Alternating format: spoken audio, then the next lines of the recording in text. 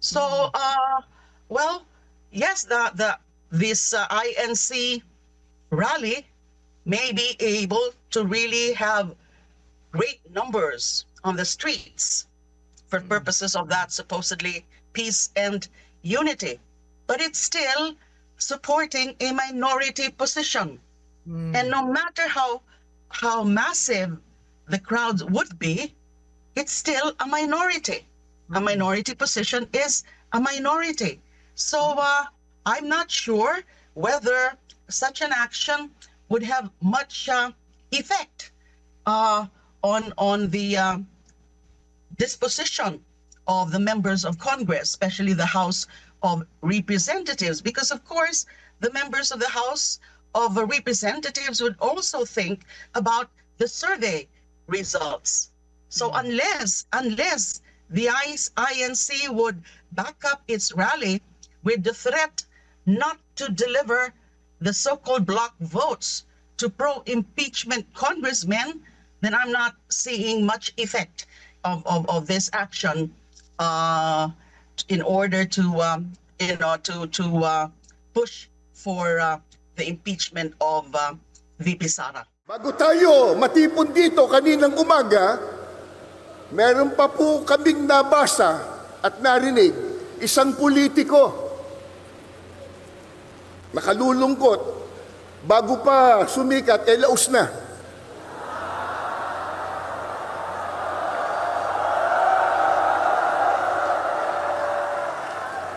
Nang makita po ang milyong ito, milyong-milyon, na dami ng tao, abay sinabi niya kanina, kahit marami yan, minurya pa rin sila.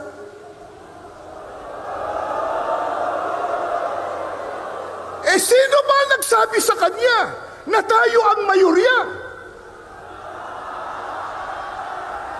Pero, sa dami natin ngayon, at sa lakas ng tinig ng mga mamamayang Pilipino, parang tayo na ang nasa mayurya.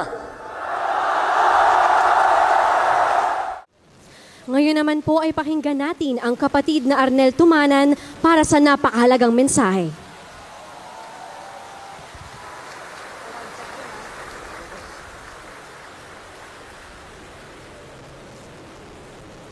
Mga mahal po naming kababayan at mga mahal po nating mga kapatid na angaw-angaw na narito at sa iba't ibang panig ng Kapuluang Pilipinas, kanina po bago tayo magsimula ay binati tayo ng ating mahal na tagapamahalang pangkalahatan ng Iglesia ni Cristo, ang kapatid na Eduardo V. Manalo.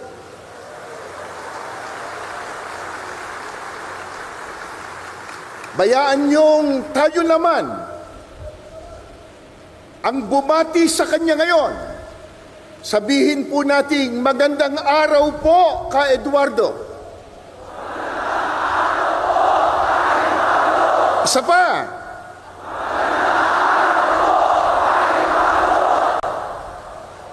Mga mahal po naming kababayan at mga kapatid, sa inyo man po, magandang hapon sa inyong lahat. Maraming salamat po sa inyong pagdalo at pakikiisa sa isang dakila at makasaysayang aktibidad na ito. Narito tayo ngayon mula po sa iba't ibang sektor ng lipunan, iba't ibang relihiyon, iba't ibang samahan at sangay ng pamahalaan upang isagawa po ang ganitong mapayapang pagkilos. Gaya po ng ating tema, pambansang rally para sa kapayapaan. Isigaw po natin ang kapayapaan. Kapayapaan! Kapayapaan!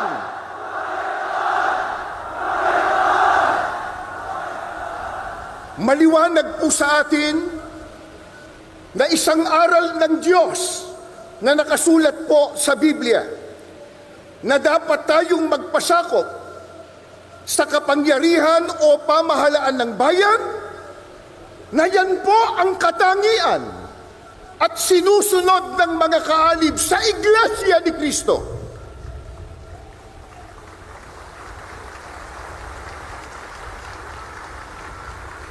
Patuloy din po nating iginagalang at pinaninindiganan ang simulain ng paghihiwalay ng pamahalaan at relihiyon na itinatadhana po ng ating saligang batas. Dahil dito, ang ating mapayapang pagkilos na ito ay wala pong bahid na anumang politika.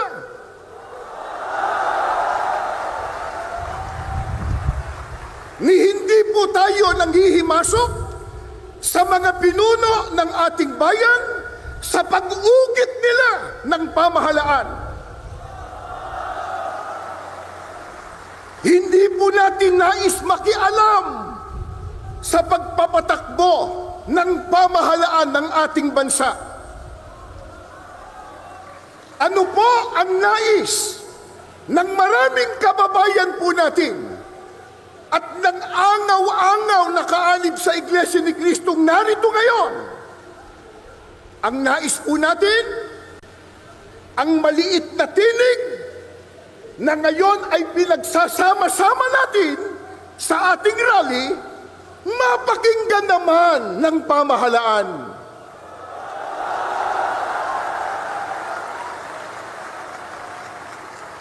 Bago tayo matipon dito kaninang umaga, meron pa po kaming nabasa at narinig isang politiko. Nakalulungkot, bago pa sumikat, laos na.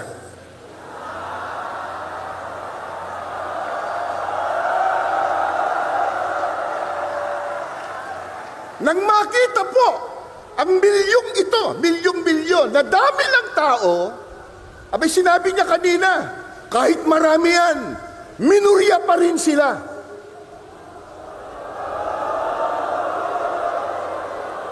Sino ba nagsabi sa kanya na tayo ang mayorya?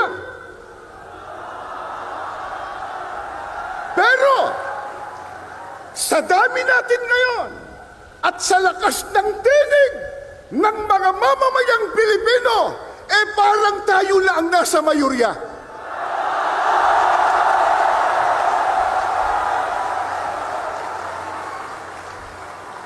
Ang totoo, na ito sana ay maunawaan at maintindihan ng marami, lalo na ng mga namumuno sa ating bansa, na itong ginagawa po natin, mga mahal naming kababayan, sa pangunguna ng Iglesia ni Cristo, ay pagtulong natin sa pamahalaan.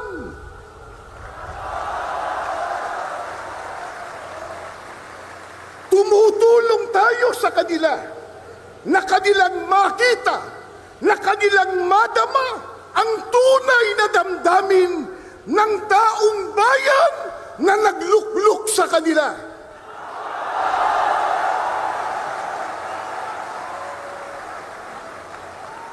Mula pa kanina, sa mga naunang nagsalita at maging sa mga video presentation, ay ipinakita na po kung gaano katindi at karami ang problemang dinaranas ng ating bansang Pilipinas, na yan po ang dapat na unahin na asikasuhin at bigyan ng solusyon ng mga naluklok sa tungkulin o namumuno sa ating bansa.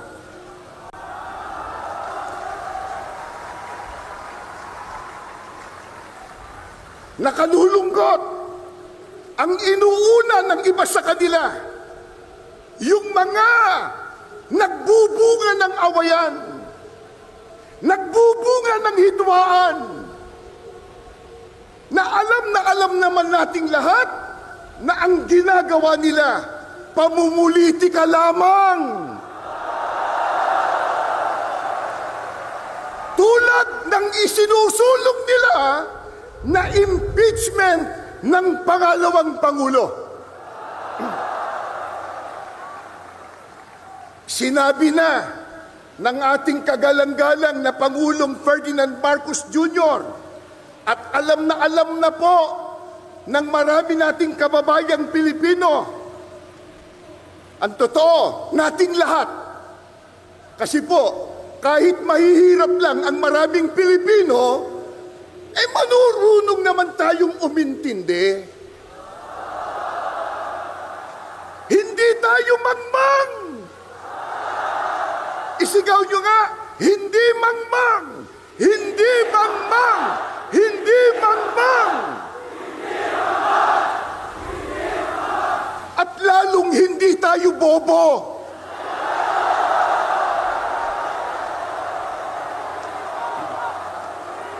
Hindi bobo!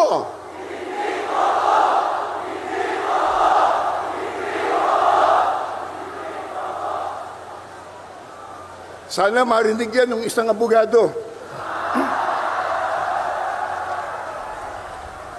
Naintindihan po natin, naunawaan po natin na yung sinabi ng Pangulong Ferdinand Marcos Jr. ay tama. Totoo na yung isinusulong nilang impeachment laban sa pangalawang Pangulo hindi po makatutulong. Hindi po makapag-aangat ng kalagayan ng pamumuhay ng kahit isang Pilipino. Ang tanong, yan ba naintindihan ng mga mambabatas? Naintindihan? May ginawa silang manifesto raw na sila daw ay nagkakaisa na suportahan ang Pangulo ng ating bansa. Kaya lang, nakapagtataka, ang kanilang ginagawa, kabaliktaran. Sa pagkatahasan nilang sinasalungat, kinokontra yung sinabi ng Pangulo ng Pilipinas. Mga kaibigan, mga kababayan, at mga mahal po naming mga kapatid, hindi maikakaila, matindi na ang problemang nararanasan ng ating bansa, lalo na po sa ekonomiya. Hindi po ba yan ang dapat talagang unahin at bigyang solusyon, bigyang prioridad ng mga namumuno sa ating bansa? Gaya ng nabanggit natin, nakalulungkot po sapagkat hindi yan ang nakikita nating ginagawa ng iba sa kanila.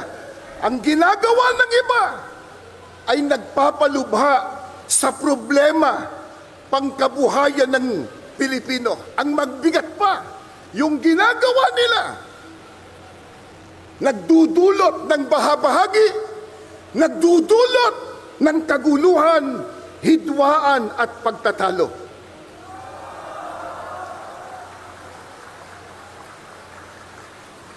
Alam po ng lahat, marami ang naghihikahos. Marami ang walang trabaho. Hindi pwedeng ikailayan. Nasa estadistika po yan. Isang araw lang, kahapon, di ho ba? Inilabas sa isang survey na 63% sa mga Pilipino ang nagsasabi na sila ay mahirap ang pamumuhay. Yan pong estadistika na yan. First, una, sa mahabang panahon, 63% nagsasabi, mga Pilipino, na sila po ay napakahirap ang buhay. Marami po ang salat na salat sa mga pangunahing pangangailangan. Pagkatapos, nakalulungkot pa, hindi matapos-tapos ang mga kalamidad sa ating bansa. Sunod-sunod na mga bagyo, pagbaha, pagputok pa ng bulkan. At nariyan pa po ang mga digmaan at kaguluhan sa iba't ibang panig ng mundo na sa ayaw man po natin at gusto, maaapektuhan tayo. Ito po ang dahilan. Kaya ating kinakatigan ang ipinahayag ng ating Pangulo na hindi tayo sang-ayon sa impeachment ng Vice Presidente. Dahil nakakaabala lamang yan, yung ganyang mga proceedings, sa pagbibigay po ng solusyon sa mga problemang ating nararanasan. Sa bagay po, maliwanag ng tinalakay ni Congressman Marcoleta, yung impeachment per se, hindi naman tayo tutol doon sapagkat itinatadhana talaga yan ng saligang batas. Kaya lang, dapat dumaan sa rule of law. Dapat po ayon sa batas. Hindi ayon sa gusto lang nila. Paano mangyayari? Gumagawa ng batas, manlalabag ng batas.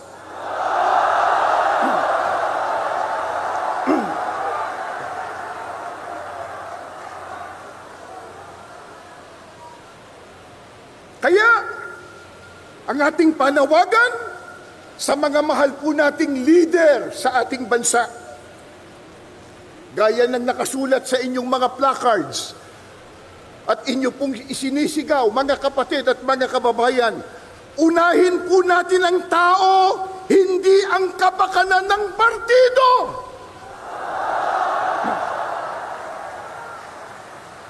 Serbisyo po muna bago ang sariling gusto at benepisyo. Ngayon ay 2025 na. Sa bagong taon ay unahin ang pag-unlad ng bayan, hindi ang pagbabangayan.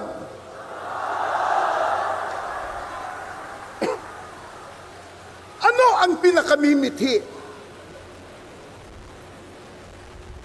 at hinahangad ng bawat isang mamamayang Pilipino, ng bawat isang narito? Kaya tayo nagpakapagod, nagpuyat, nagutom ang iba, gumasta kayo ng salapi, gumugol kayo ng panahon. Katakot-takot ang inyong sakripisyo. Bakit?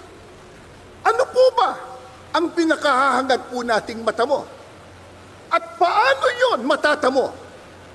Tuturuan tayo, hindi ng politiko, kundi ng Diyos sa pamamagitan ng kanyang salita na nakasulat sa Biblia.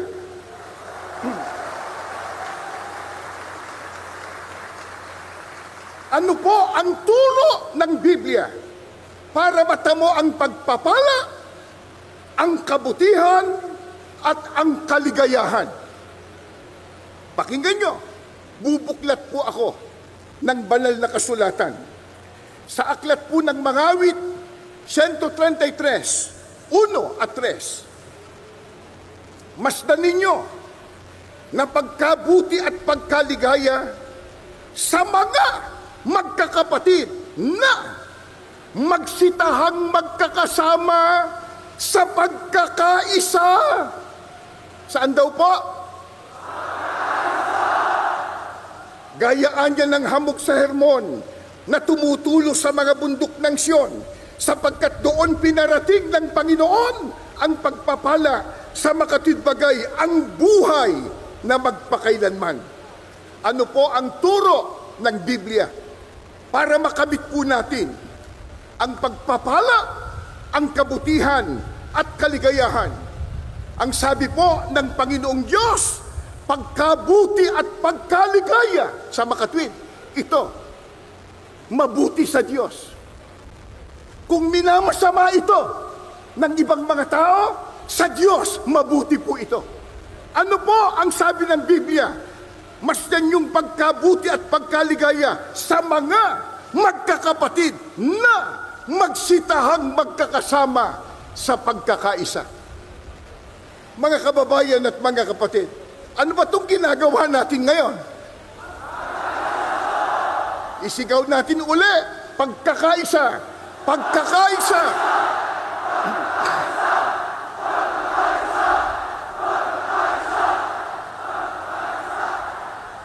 Ano ang katunayan na pagka nagsama-sama at nagkaisa, ito po ay mabuti sa ating Panginoong Diyos?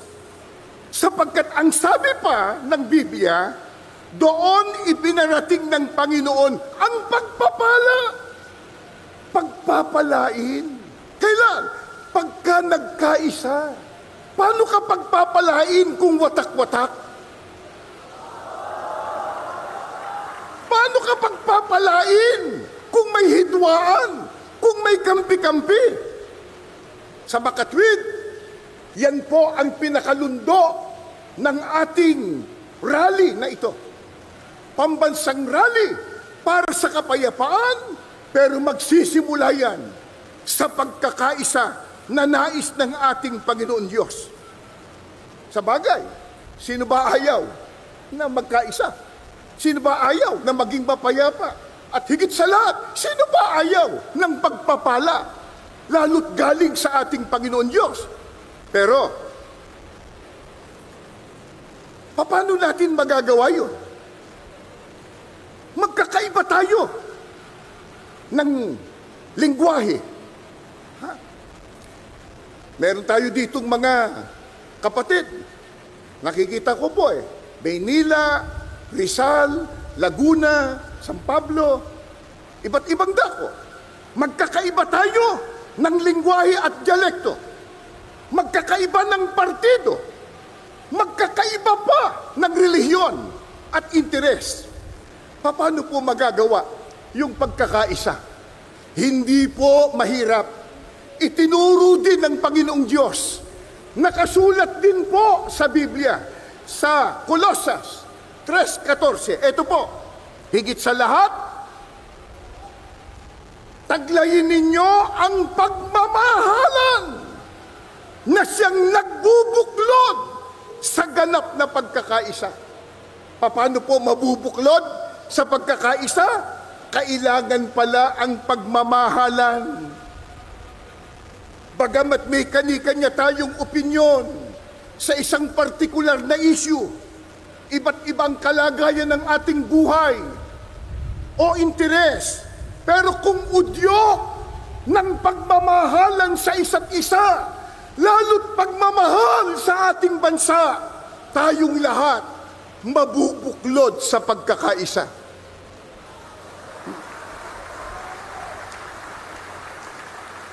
Mga kababayan, mga kapatid, mahalin po natin ang ating kapwa. Mga kababayan, mga kapatid, mahalin po natin ang ating bansa.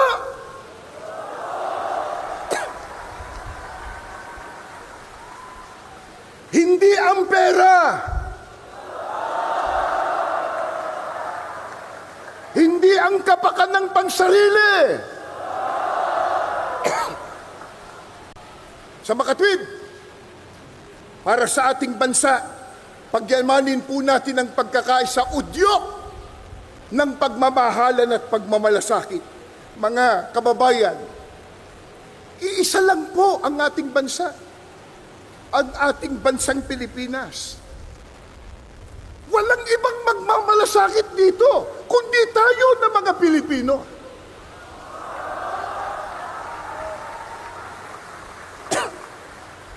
Magkaisa tayong lahat, ipagmalasakit natin ang kapakanan ng sambayanang Pilipino.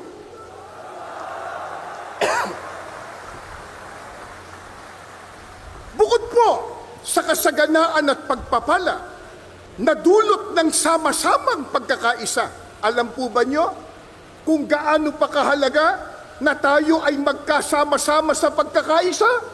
Ito pa po ang turo ng Biblia. 2 Korinto 13, ang talata po ay 11. Sa katapos-tapusan, mga kapatid, paalam na. Magpakasakdal kayo mga aliw kayo, mangagkaisa kayo ng pag-iisip, mga buhay kayo sa kapayapaan, at ang Diyos ng pag-ibig at ng kapayapaan ay sa inyo. Gaano pa kahalaga ang sama-sama nating pagkakaisa? Ang sabi po ng Biblia, mabubuhay kayo sa kapayapaan. Mga kapatid at mga mamamayang Pilipino, ayaw po ba natin ng kapayapaan? Isigaw nga nyo kung anong gusto natin.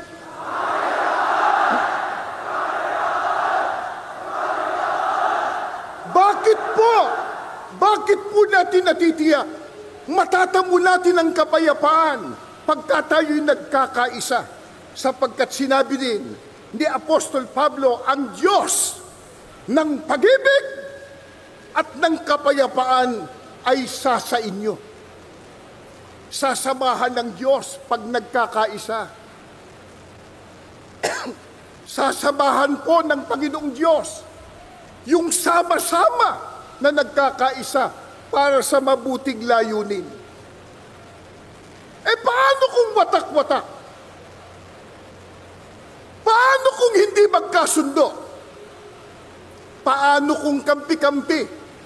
Ayon sa Biblia, sa Diyos ba yun?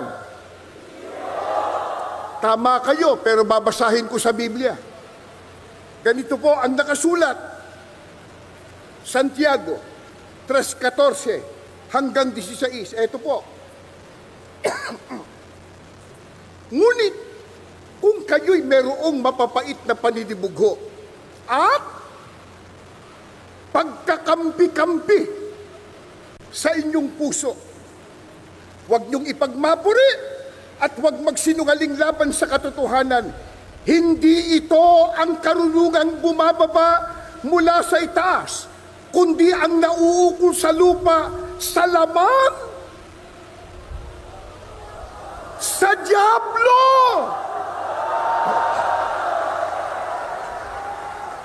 Sapagkat kung saan merong paninibugho at pagkakampi-kampi, ay doon merong kaguluhan at lahat ng gawang masama. Pagkampi-kampi, watak-watak, away ng away, hindi magkasundo, sa Diyos ba yun? Hindi po. Ang sabi ng Biblia, huwag niyong ipagyabang yan. Huwag niyong ipagmapuri. Yang ganyan. Hindi galing sa itaas. Yan ay sa lupa, sa laman, sa dyablo. Mga kababayan at mga kapatid, papayag ba tayong maging sa dyablo? Magkaisa tayo. Yung ayaw, bahala na sila kung sa dyablo nila gusto.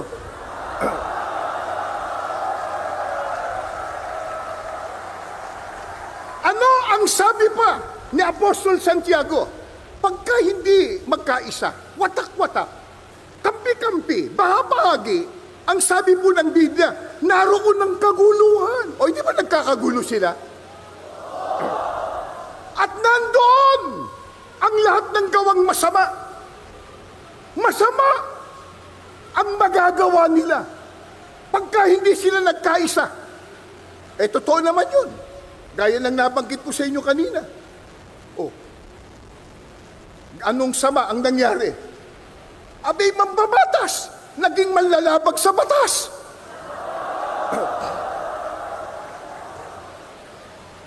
At merong sinabi ang Panginoong Kristo, pagka ang isang gobyerno o kaya isang kaharian nagkawatak-watak, hindi magkaisa, ano ending yan? Ano ibubunga niya?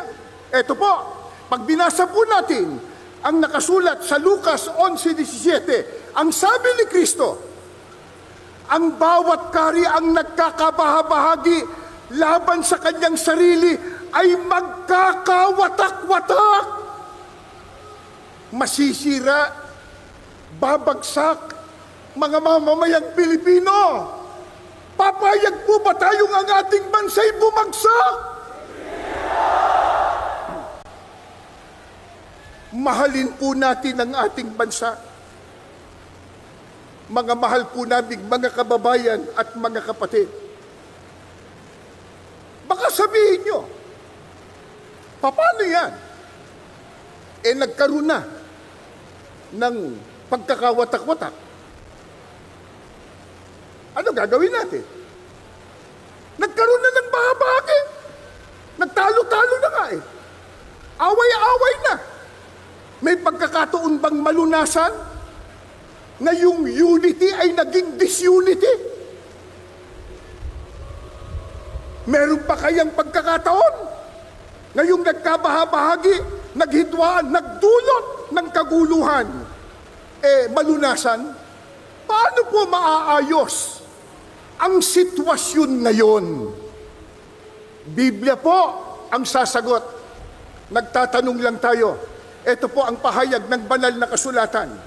Ito po ay naganap sa panahon ng Panginoong Hesukristo sa Juan 8:3 hanggang 11. Subaybayan po ninyo.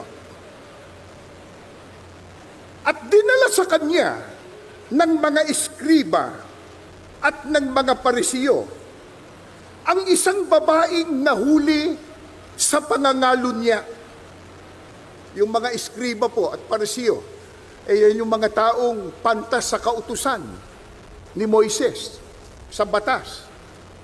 Hindi ko naman sinabing mambabatas, ano? Kundi ang sabi sa kasaysayan na yung mga scribes at mga parisiyo, mga pantas sa kautusan at batas sa panahon ni Moises. Itutuloy ko po. Isang babaeng nahuli sa pangangalo niya at nang mailagay siya sa gitna, sinabi nila sa kanya, "Guro,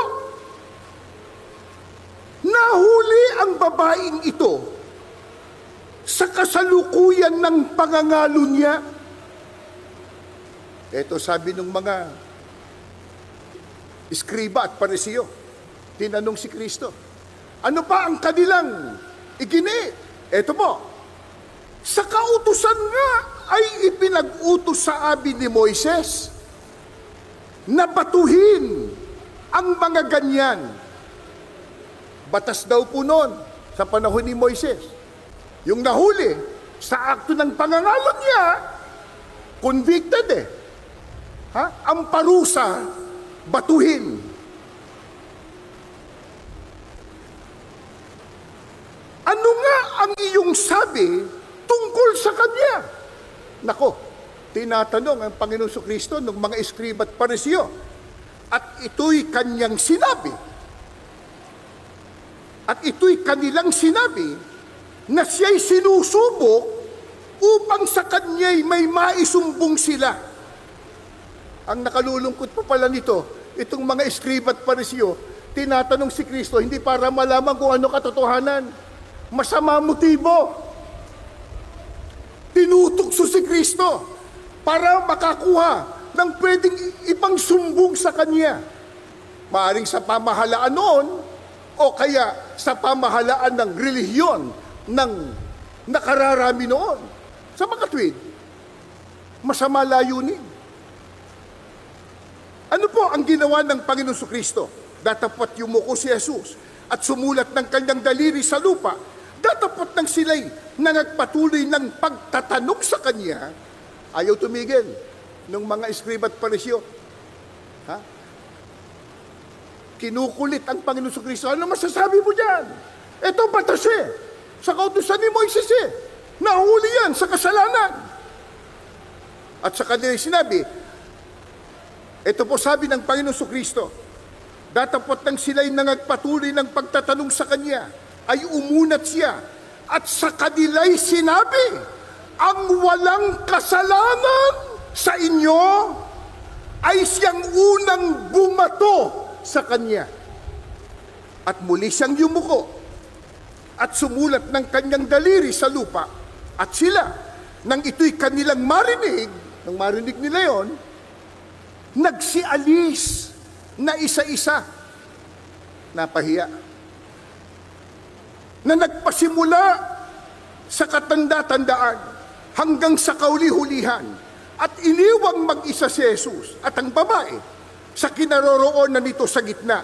At umunat si Jesus at sa kanya'y sinabi, "Babae, saan sila nangaroroon? Wala bagang taong humatol sa iyo?" At sinabi niya, "Wala sino man, Panginoon." At sinabi ni Jesus, "Ako man, hindi rin hahatol sa iyo. Humayo ka ng iyong lakad. Mula ngayon, huwag ka nang magkasala." Ito po sa panahon mismo ng ating Panginoong Sukristo. Yung babae, nahuli sa akto ng pangangalo niya.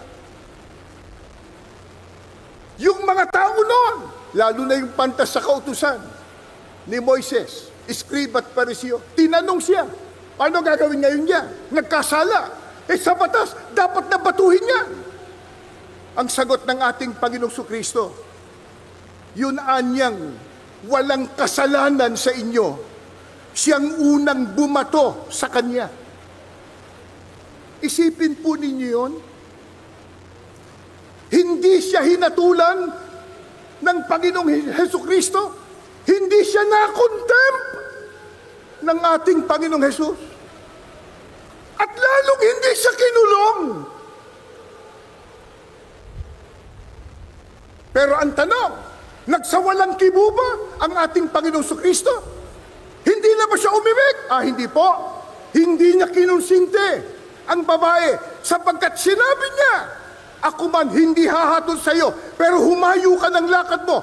Mula ngayon, huwag ka nang magkasala." Inakay niya na magbagong.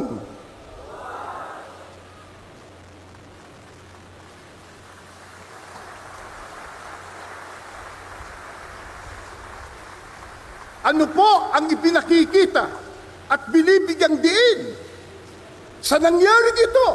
Yung kahalagahan ng pagpapatawad at ang pagiging mahabagin at unawain. Yun naahuli sa akto. Di lalo na kung hindi pa naman napapatunayan.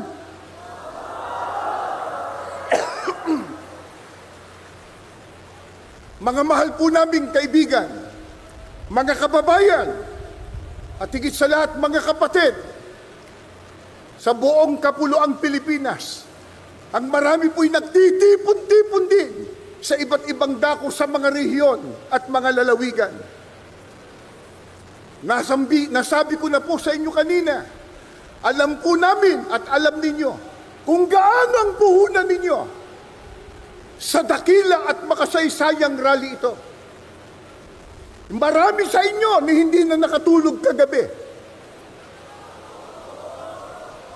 Marami sa inyo ang lalayo ng nilakad. Marami sa inyo napuyat, nagutom. Pero mga kapatid at mga kababayan, ang lahat ng yan ay hindi po sayang. Ang lahat ng yan